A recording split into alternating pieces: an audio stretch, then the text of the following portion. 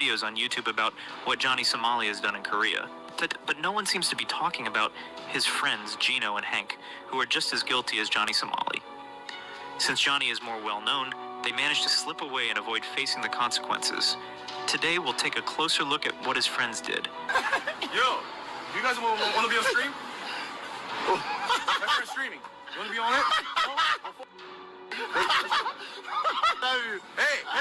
Hey, girl, you want to be on stream? My friend's streaming. Damn, man, you up, man. Get lost. From aggressive confrontations to offensive live streams in various countries, these kick streamers have sparked outrage and even faced serious legal repercussions. Like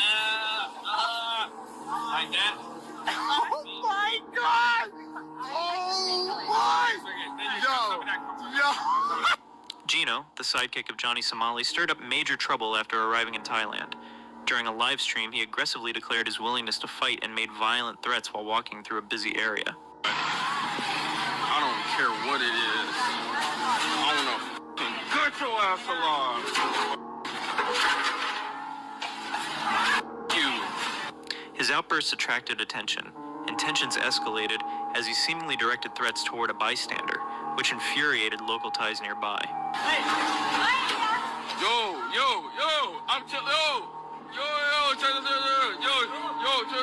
Yo, I didn't mean to. I pay money. When confronted, Jino quickly backtracked, offering money in an attempt to de-escalate the situation. I pay money. I pay money. I give money. However, the locals rejected his attempts to buy them off. For those who don't know, law enforcement in many Asian countries is not as strict as it is in the U.S. Engaging in these kinds of activities can be extremely dangerous in these countries because it could become life-threatening. I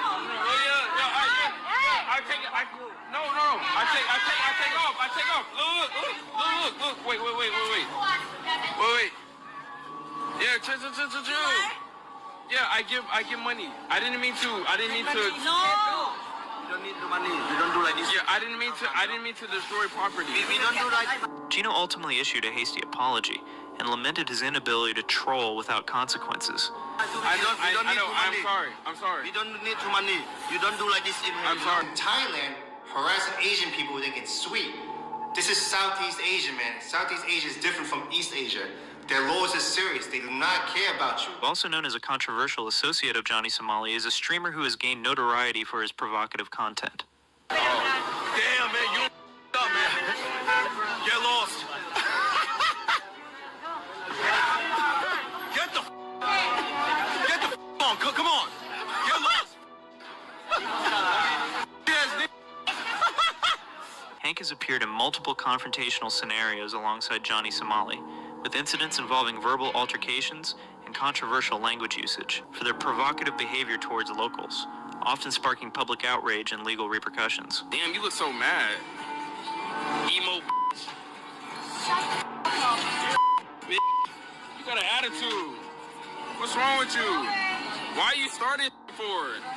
There have been several incidents involving Johnny Somali. Johnny Somali and his friend Hank Yu have gained significant notoriety through their highly inappropriate and offensive behavior while streaming in various countries. I discovered that he's a convicted criminal in the U.S. who was deported and banned from re-entering the country.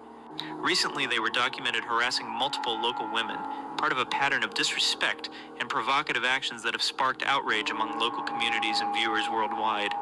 Hey everyone, ready for another deep dive? This one's especially for those of you who can't get enough of the Johnny Somali saga. You know, the kick streamer who, got himself banned from Japan and South Korea.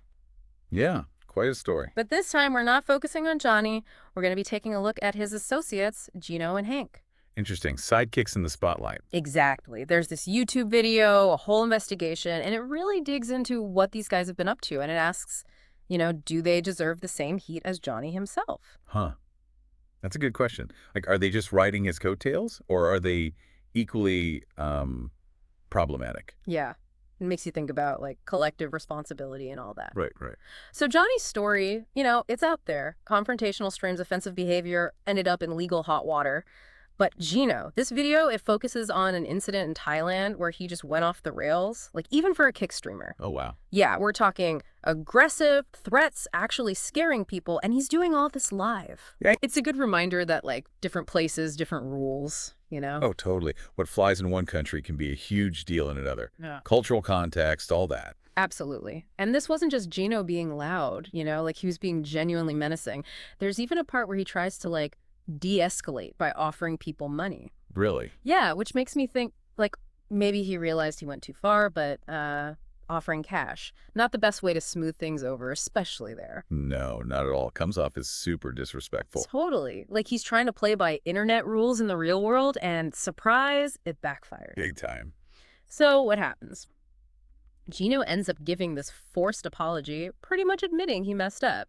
He even complains about how it's harder to troll in Southeast Asia. Oh, man. Like he's learned nothing. Right. Zero self-awareness. Yeah. Anyway, then there's Hank.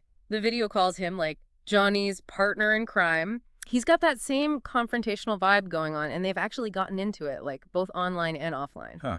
Like feeding off each other almost. Yeah, it's kind of wild. Makes you wonder if they can even separate their online selves from, you know, real life. Yeah, for sure. Like, Yeah. is it all an act? Or are they even friends? Right. It's a weird dynamic. And then you get to the whole harassment thing, which is where it gets really disturbing. Oh, right. Yeah, the video talks about incidents where both Johnny and Hank are targeting local women, picking fights, disrespecting people and places. Not good. Nope. And that pattern of disrespect, I think that's what really gets people riled up. It's one thing to be loud or whatever, but it's another to just disregard everyone and everything around you. It's like they're deliberately trying to be offensive. Yeah, exactly. And Johnny's already faced the music, right? He's the Right. persona non grata in those countries. Some people even tried to, you know, get back at him directly. But here's the kicker. Jino, he's seen all this, but he's kind of doing the same stuff. Seriously. Yeah, it's wild. It's like, did he learn nothing? Like, what's going on in his head? The video really lays into him, saying his actions are just as bad as Johnny's and that he deserves consequences too. Wow. Strong words. Yeah, they don't pull any punches. They even say everyone agrees that Jino and Hank must be punished for what they've done. Okay, so that's a pretty big claim. Like, are they facing actual legal trouble? Well, that's what we're going to unpack next. But first, I want to dig into some specific examples of their behavior from the video because it gets pretty... Intense. Yeah, intense. Intense. Yeah, intense. Like, what kind of stuff are we talking about? Well, there's this one bit, right, where Gino's at a temple in Thailand. Okay. And he's live streaming, as usual, but he starts making these, like, really disrespectful comments about everything. The statues, the rituals, the whole thing. Right, man. And you can tell from the people around him they are not happy. But he just keeps going, like he's trying to get a rise out of them. So he's just oblivious to the fact that he's in, you know, a sacred space. Totally. And the video, it makes this point that it's not just a one-time thing. Yeah. Both Jino and Hank, they seem to target these culturally important places, and then they act like total jerks. See, that's where I think the whole accountability thing gets serious. Right. Like, if it was just a dumb joke, you could maybe let it slide. But when it's over and over, it's like, okay, they're doing this on purpose. Yeah, it's like their whole brand is built on being offensive. Exactly. Yeah. And the video really drives home the point that this stuff has consequences. For sure. Not just for them, but for the people they're targeting. Oh, absolutely. We can't forget about the victims in all this. Right. Like they're being harassed, humiliated, and it's all being broadcast live. It's messed up. And it makes you wonder, like, what's the motivation? Yeah, good question. Is it the views? The money? Like, what are they getting out of this? It's a weird kind of fame, right? Totally. And it's definitely a complex issue. Like, I don't think there's one easy answer. No, for sure. But it's something we have to talk about, you know? Oh, definitely. If we want to understand this whole phenomenon and, like, maybe even prevent it from happening again. Okay, so the video makes its case against Jino and Hank. Right. But what about legally? Could they actually get in trouble like Johnny did? Well, it's possible. I mean, it depends on the specific laws of each country, but their actions could fall under a few different offenses. Like what?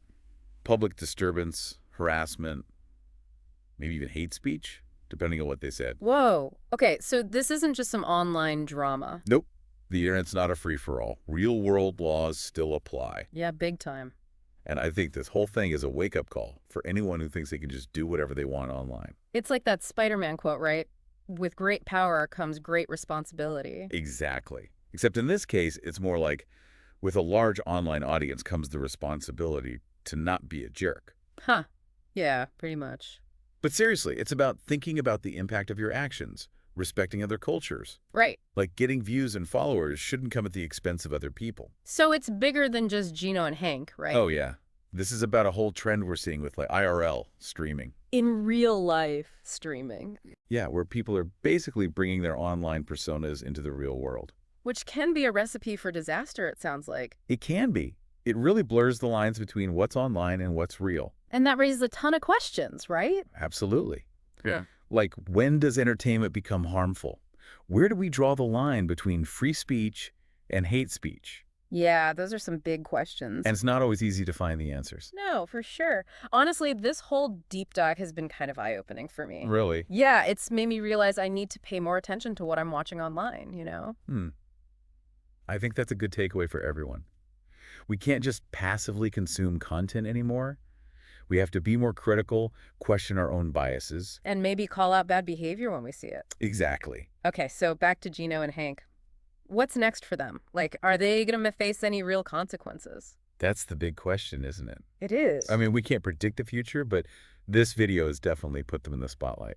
Yeah, the court of public opinion is definitely in session. Right. Yeah. And even if they don't face any legal charges, their reputations have definitely taken a hit. For sure. But beyond their individual fates, this whole thing raises some really important questions about the future of online content, you know? Oh, totally. Like, how do we balance free speech with protecting people from harassment? Right. And how do we encourage responsible content creation without resorting to censorship? Yeah.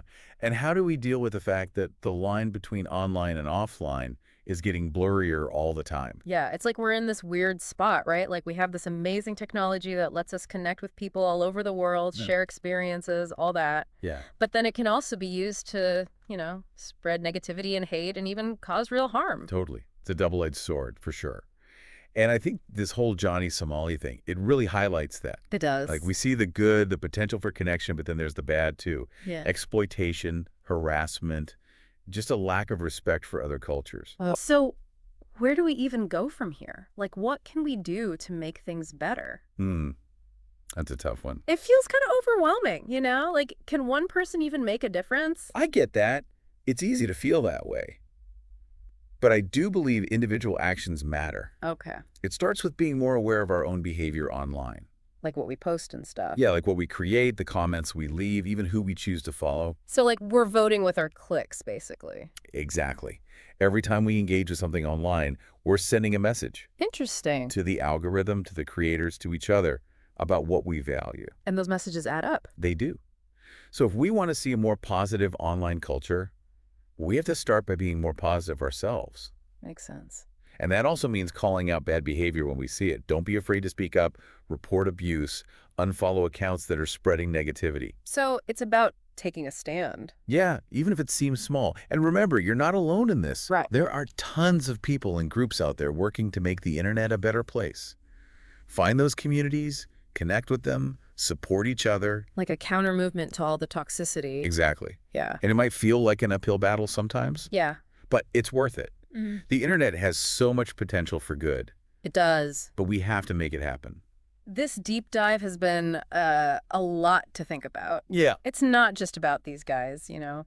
It's about all of us and how we choose to act online. I agree. We all have a role to play in shaping this digital world. Well said. Well, that brings us to the end of our deep dive into the Johnny Somali saga and the actions of his associates. It's been a journey. It has. It's a story that's still going on, and it really makes you think about the internet and our responsibility, you know. Absolutely. So, until next time, keep thinking critically, keep asking questions, and let's all try to make the online world a better place. Couldn't have said it better myself. Thanks for joining us, everyone. And for all of you listening, thanks for diving in with us. We'll catch you on the next one.